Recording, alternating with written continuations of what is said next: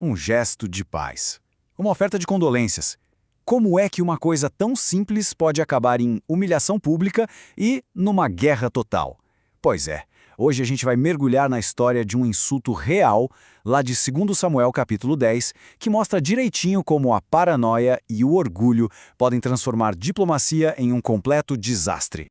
E essa é a grande pergunta, né? Como é que uma missão que era para ser de paz se torna o estopim de um conflito gigantesco que acabou redesenhando as fronteiras de poder lá no Oriente Antigo? Vamos seguir essa trilha passo a passo para entender como se vai da paz para a guerra. Para a gente entender essa espiral de violência, nosso roteiro vai ser este. Vamos começar com um gesto diplomático, depois ver o insulto que botou fogo em tudo, marchar com os exércitos para a batalha e, no final, tirar as lições que ficam desse baita conflito. Bom, a nossa história começa com uma atitude de boa fé. O rei dos Amonitas, um cara chamado Naás, que tinha sido legal com Davi no passado, morre. E Davi, que agora é o rei de Israel, decide honrar essa antiga relação.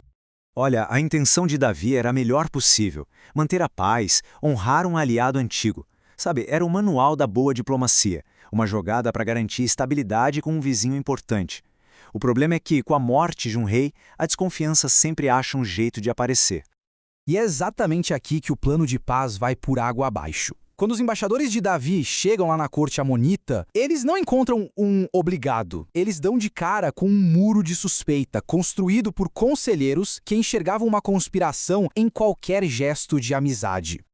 E o jovem rei Hanun, talvez por ser novo no trono, meio inseguro, ele dá ouvidos a essa conversa. A oferta de paz é vista como uma farsa, um truque para espionar a cidade. E a resposta de Hanun não vai ser só um não obrigado. Vai ser uma mensagem enviada da forma mais humilhante que ele conseguiu imaginar. Agora, isso aqui é super interessante, porque a gente precisa entender o contexto da época. Para nós hoje, pode parecer meio esquisito, mas no Antigo Oriente, a barba era um símbolo máximo de honra, de masculinidade. Raspar a barba de alguém era sinal de luto. Mas mutilar a barba de um embaixador, raspando só metade, nossa, isso era uma das piores ofensas que existiam. Era um ataque direto à dignidade dele e à nação que ele representava.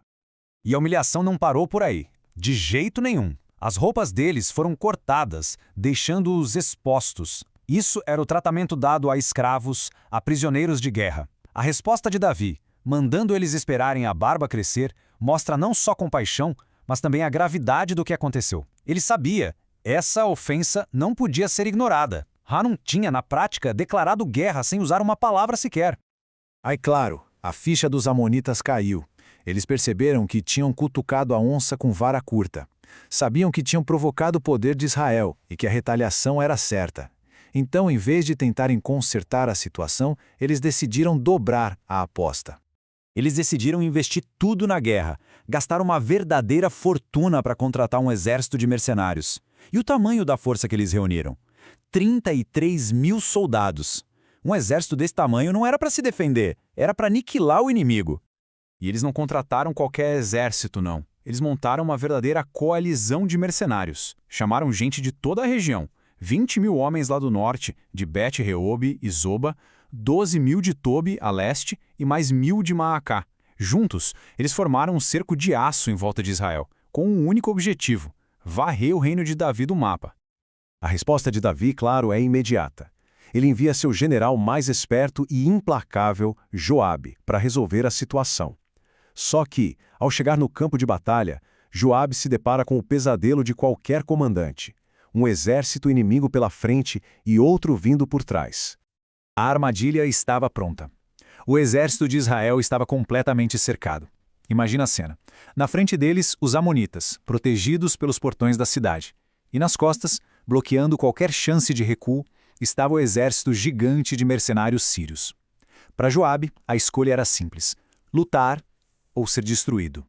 Mas o Joabe, em vez de entrar em pânico, ele mostra por que era um gênio militar. Ele divide o exército em dois. Ele mesmo, com a tropa de elite, a melhor que ele tinha, vai para cima do inimigo mais forte, os sírios. Enquanto isso, o irmão dele, Absai, fica com o resto do exército para segurar os amonitas.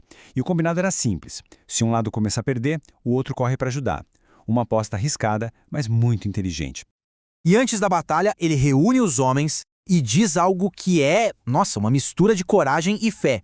É como se ele dissesse, olha, vamos lutar com tudo que a gente tem, com toda a nossa força, e o resultado final a gente entrega nas mãos de Deus. E não é que o plano funciona? E funciona que é uma beleza. Quando os mercenários sírios veem a tropa de elite de Israel vindo para cima com tudo, eles simplesmente fogem.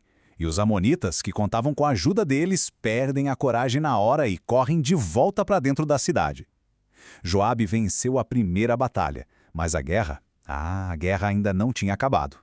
Agora, para os sírios, a coisa não podia ficar assim. A humilhação de fugir, aquilo era inaceitável.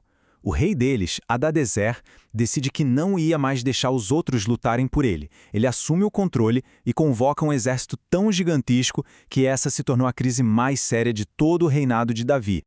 O que está em jogo agora não é mais uma briga de fronteira, é a própria sobrevivência de Israel. Hadadezer convoca exércitos de todo o seu império até de terras do outro lado do rio Eufrates. A nação inteira de Israel estava em perigo. E com uma ameaça desse tamanho, quem assume o comando? O próprio rei Davi. Ele convoca todo Israel para a batalha. Como a gente vê aqui na tabela, o confronto agora é direto. O rei Davi e o reino de Israel contra a aliança síria do rei Hadadezer, comandada em campo por Sobaque. O destino da nação seria decidido ali. E o resultado? Uma vitória avassaladora, esmagadora para Israel. Os sírios são derrotados de forma tão completa que o comandante deles, Sobaque, morre no campo de batalha. Com isso, todos os outros reis que serviam a Hadadezer se rendem a Davi, fazem as pazes e se tornam seus servos. O poder de Israel se expande até o rio Eufrates, e os sírios nunca mais se atreveram a ajudar os amonitas. Então, no fim das contas, quando a poeira senta, o que a gente aprende com tudo isso? Essa história de guerra que nasceu de um insulto deixa algumas lições bem poderosas que valem até hoje. No fundo, a história de Hanun é um grande alerta sobre liderança ruim, que escolhe ouvir a paranoia em vez da prudência. Mostra que o orgulho pode ser mais destrutivo do que qualquer exército. Por outro lado, a liderança de Joabe e Davi nos ensina que a melhor estratégia é aquela que combina planejamento genial com coragem para agir e humildade para reconhecer que o resultado final nem sempre está nas nossas mãos. Isso tudo nos leva a uma última reflexão, que vale para a gente até hoje. Essa história não é só sobre barbas e reis antigos, é sobre como líderes, e todos nós, na verdade, reagimos à desconfiança. Quando o medo do outro aparece, como é que a gente escolhe o conselho que leva à paz, em vez daquele que leva ao conflito e à ruína? É uma pergunta que cada geração precisa responder por si mesma.